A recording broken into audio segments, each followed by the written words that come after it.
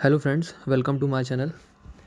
आज हम लोग पढ़ने वाले हैं हाईवे इंजीनियरिंग में पेवमेंट मटेरियल्स। हाईवे इंजीनियरिंग में और भी टॉपिक्स हैं जैसे geometric design, traffic engineering, railway, airport. ये सब भी हाईवे इंजीनियरिंग में आता है, लेकिन आज अपन पढ़ने वाले हैं पेवमेंट मटेरियल, क्योंकि पेवमेंट मटेरियल के बारे में आपको ज़्यादा लेक्चर्स यूट्यूब पे नहीं मिलेंगे। ज्योमेट्रिक डिज़ाइन और ट्रैफिक इंजीनियरिंग के तो बहुत सारे लेक्चर आपको मिल जाएंगे, बहुत सारी फैकल्टीज़ ने आपको यूट्यूब पे ये पढ़ा रखा है, लेकिन पेमेंट मटेरियल के बारे में कोई भी डिटेल में नहीं है। तो पेमेंट मटेरियल के बारे में अपन पढ़ेंगे। ये इंपॉर्टेंट टॉपिक है, गेट और ईएस के लिए, दोनों के लिए बहुत इंपॉर्टेंट है। ज़्यादातर लोग ज्योमेट्रिक डिज़ाइन और ट्रैफिक इंजीनियरिंग को फोकस करके जाते हैं पेपर्स में, ये टॉपिक को छोड़ देते हैं, और जब इस टॉपिक से क्वेश्चन आता है तो फट जाती है, बनते नहीं है सवाल। और ऐसा नहीं है कि आजकल एग्ज़ाम में तो हर टॉपिक को आपको पूरी तरह कवर करना है, कोई भी टॉपिक नहीं छोड़ना है। तो अपन स्टार्ट करते हैं पेवेंट मटेरियल से। तो पेवेंट मटेरियल में हम सबसे पहले जो पढ़ने वाले हैं वो है मटेरियल सॉइल के बारे में, जिसको हम सबग्रेड बोलते हैं। अब जैसे कि आप देख सकते हैं कि जो पेमेंट जो कि बिटुमिन फ्लेक्सिबल पेमेंट कहलाता है, जो भी बिटुमिन से बना हुआ होता है। फ्लेक्सिबल इसलिए क्योंकि उसकी कोई भी फ्लेक्चरल स्ट्रेंथ नहीं होती, ठीक है। तो जो भी फ्लेक्सिबल पेमेंट है, जैसे यहाँ पे आपको फ्लेक्सिबल पेमेंट दिख रही है, तो सबसे टॉप मोस्ट लेयर जो होती है उसमें होती है बिटुमिन, फिर सब बेस, बेस कोर्स और सब ग्रेड। तो सब बेस और बेस कोर्स से मिलके बनता है एग्रीगेट। सबसे इन दोनों के ऊपर होता है बिटुमिन और इसके नीचे होता है सब ग्रेड जो कि सॉइल है। तो सबसे पहला जो मटेरियल है वो है हमारा सब ग्रेड। सब ग्रेड के बारे में हम पढ़ेंगे, सब ग्रेड के टेस्ट पढ़ेंगे कि सब ग्रेड की जो बियरिंग कैपेसिटी है वो हम कैसे निकालें। कहीं भी हमको अगर पेमेंट ले करनी है तो हमें उस सब ग्रेड की बियरिंग कैपेसिटी पता होनी चाहिए। तो जो भी बियरिंग कैपेसिटी का जो मेजर होता है वो दो तरह के मेथड से होता है। ये मेनली है कैलिफोर्निया बियरिंग रेशियो और modulus of subgrade reaction. CBR एक तरह की एम्पेरिकल मेथड है। तो इन दोनों टेस्ट को पढ़ने से पहले हम जान लेते हैं कि ग्रुप इंडेक्स ऑफ सॉइल क्या होती है। तो ग्रुप इंडेक्स ऑफ सॉइल जो है उसका फॉर्मूला आपको यहाँ पे दिख रहा है, ये उसका फॉर्मूला है। एल जो है वो है लिक्विड लिमिट, पी है आपका प्लास्टिसिटी इंडेक्स, एफ है percentage fraction passing through 0.075 mm, ये जो एफ है।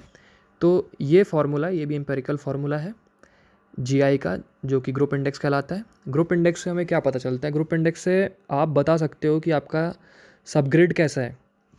अगर सबग्रेड में बहुत सबग्रेड ग्रेविली है तो सबग्रेड का जो टाइप है वो बहुत अच्छा टाइप है। जैसे जैसे ग्रेवल से आप क्ले की तरफ जाते हैं, आपका सब जो ग्रुप इंडेक्स है उसका वैल्यू बढ़ता जाता है। तो जितना ज़्यादा higher the GI poorer the subgrade, जितनी ज़्यादा जीआई की वैल्यू आएगी उतना ही ख़राब आपका सबग्रेड है। जीआई की वैल्यू जो है ये वेरी करती है 0 से 20 के आसपास, इसके बीच में ही होती है।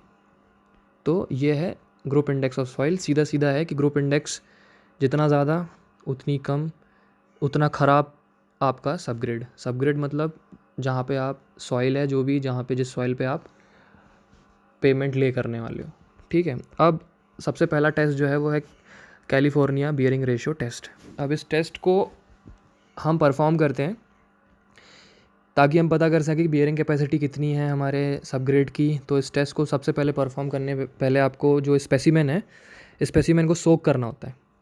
स्पेसिमेन को सोक करना होता है 4 डेज़ के लिए। 4 डेज़ के लिए आपको सोक करने के बाद उसकी जो वाटर एब्जॉर्प्शन जितना उसने आपके स्पेसिमेन ने किया वो आपको रिकॉर्ड करना है, ठीक है। उसके बाद ये जो स्पेसिमेन है इसको आपको मोल्ड के अंदर रख कर इस पर 50 mm डाया के प्लंजर से 1.25 mm पर मिनट के हिसाब से आपको इसके ऊपर लोड लगाना है। लोड लगाना है। लोड लगाने के बाद आपको जब आपका 2.5 mm का पेनिट्रेशन आ जाए तब आपको उस लोड को नोट करना है कि कितने पे आपको 2.5 mm का पेनिट्रेशन मिला। उसके बाद 5 mm के पेनिट्रेशन पे आपको लोड को नोट करना है। तो जैसे ही आपको ये दोनों वैल्यू मिल जाए वो आपको नोट करनी है, वही इंपॉर्टेंट है आपके स्पेसिमेन के लिए, स्पेसिमेन के ये टेस्ट के लिए। तो ये टेस्ट जो है वो एक तरह से कैलिफोर्निया बियरिंग रेशियो इसलिए है क्योंकि इसमें हम रेशियो निकालते हैं load carrying capacity, load carried by specimen divided by load by standard specimen. Standard specimen क्या है? आपका क्रश स्टोन। तो क्रश स्टोन को लेकर हम पहले इस टेस्ट को परफॉर्म करते हैं ताकि हमको जो स्टैंडर्ड वैल्यूज़ हैं वो मिल जाएँ। ये आपको कहीं भी मिल जाएंगी, तो नोटेड है, एम्पेरिकल टेस्ट है क्योंकि, तो ये सारी वैल्यू पहले से आपको मिल जाएंगी।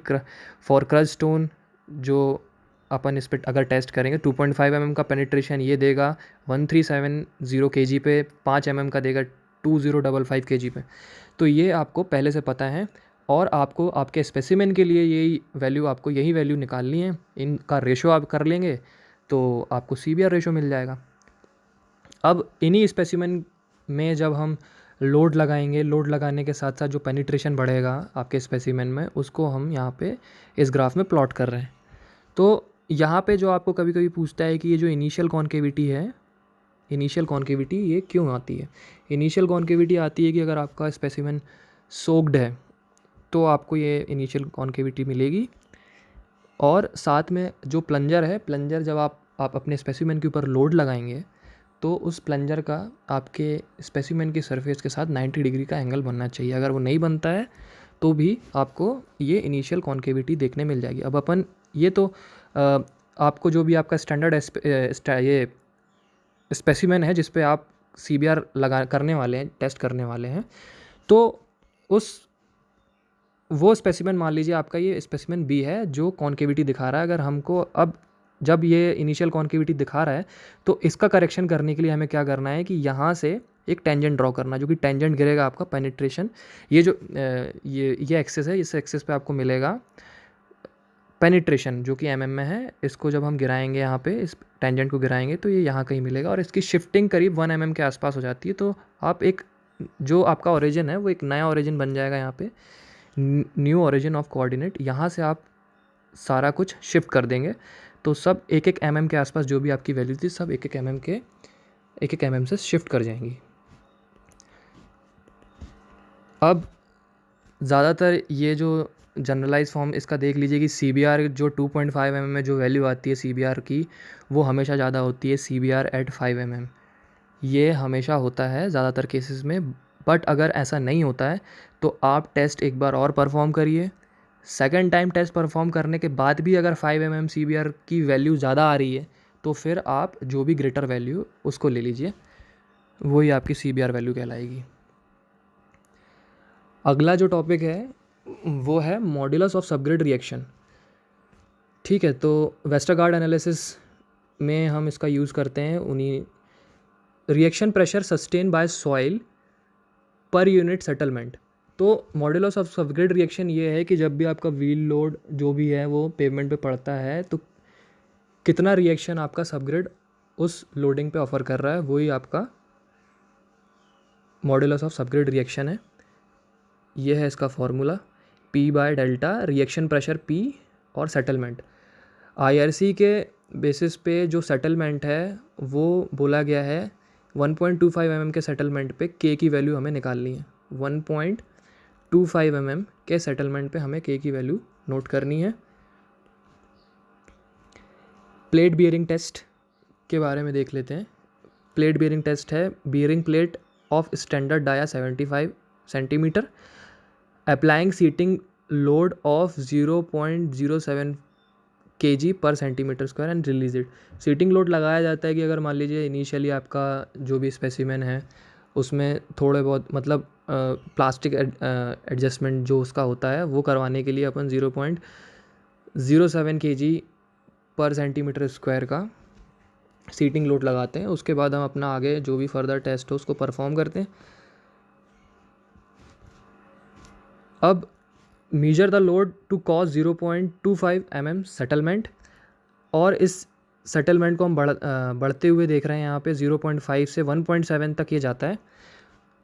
आपको जो ये modulus of subgrade reaction calculate करना है वो है 1.25 mm के वैल्यू पे। अब इसका ये जो आपने टेस्ट किया प्लेट बियरिंग टेस्ट, तो इसमें बियरिंग प्रेशर P और मीन सेटलमेंट ऐसा है कि जब ये टेस्ट आप करते हो तो उसमें 3 से 4 गेजेस होते हैं, 4 गेज होते हैं। चारों गेजेस में जो वैल्यू आ रही है उसका मीन जो होता है वो हम यहाँ पे इस वाले एक्सेस में आपको देखने मिल जाएगा, एक्स एक्सेस पे। और वाई एक्सिस पे मिल जाएगा बियरिंग प्रेशर। तो 1.25 mm के सेटलमेंट, मीन सेटलमेंट पे आपका जो भी बियरिंग प्रेशर है उन दोनों की वैल्यू से आपको ये मिल जाएगा मॉड्यूलस ऑफ सबग्रिड रिएक्शन। अब इसमें हम दो तरह के करेक्शन पढ़ते हैं। एक करेक्शन है करेक्शन फॉर मॉइस्चर। तो इसमें आप देख सकते हैं कि जैसे ये जो बियरिंग प्रेशर और मीन सेटलमेंट के बीच में जो ग्राफ है, अगर आपका स्पेसिमेन सोक्ड है तो 1.25 mm का जो सेटलमेंट है वो आपको कम बियरिंग प्रेशर पे ही मिल जाएगा, ठीक है। और अनसोक्ड कंडीशन में आप देख सकते हो कि ये जो अनसोक्ड कंडीशन में आपको 1.25 mm का मीन सेटलमेंट है वो higher value of bearing pressure पे मिल रहा है। अगर यही सेम सैंपल आपका सोक्ड है तो 1.25 mm का मीन सेटलमेंट आपको जल्दी मिल जाता है, कम बियरिंग प्रेशर पे ही मिल जाता है। तो इसमें जो भी हम कर रहे हैं, जैसे KS है, जो है KS आपका सोक्ड जो भी सैंपल है उसका मॉड्यूलस ऑफ सबग्रिड रिएक्शन है। PS जो है, PS हम बोलेंगे सोक्ड वाले सैंपल का जो bearing pressure to cause 1.25 mm settlement at soaked condition, तो ये PS हो गया। और P जो है वो अनसोक्ड कंडीशन में जो भी बियरिंग प्रेशर है वो। तो इससे आपको KS मिल जाएगा। KS जो है वो है सोक्ड सैंपल का मॉड्यूलस ऑफ सबग्रिड रिएक्शन। दूसरा जो हम इसमें करेक्शन करते हैं वो करेक्शन फॉर प्लेट साइज़ है। अगर मान लीजिए आपका जो भी प्लेट आप यूज़ कर रहे हो इस टेस्ट में वो छोटे साइज़ की है या बड़े भी साइज़ की हो सकती है, तो छोटे साइज़ की प्लेट के लिए हम ये करेक्शन लगाते हैं डिफ्लेक्शन फॉर रिजिड प्लेट, ये 1.18 PA डिवाइडेड बाय E। तो A यहाँ पे जो है वो रेडियस ऑफ प्लेट है, रेडियस ऑफ प्लेट है। K की वैल्यू आपको पता है, K equal to P by delta. इस वाली इक्वेशन में हमको इसको इक्वेट करना है और यहाँ से हमको रिलेशन मिलता है K is directly proportional to, K is inversely proportional to A। तो ये आपको कंक्लूजन मिला इससे कि स्मॉलर प्लेट, ये आपको रिलेशन मिल गया K1A1 इक्वल टू KA।